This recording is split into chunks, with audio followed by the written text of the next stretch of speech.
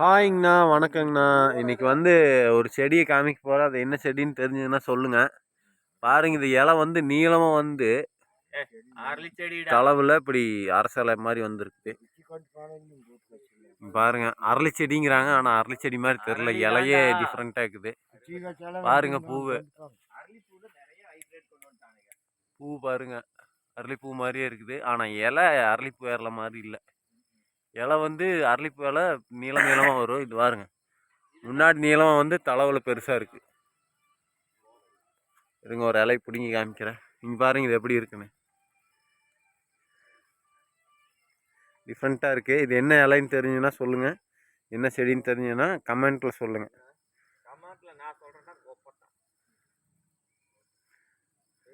Okay நண்பர்களே, பாய். பாருங்கள், வேலைக்கு வந்துட்டோம்.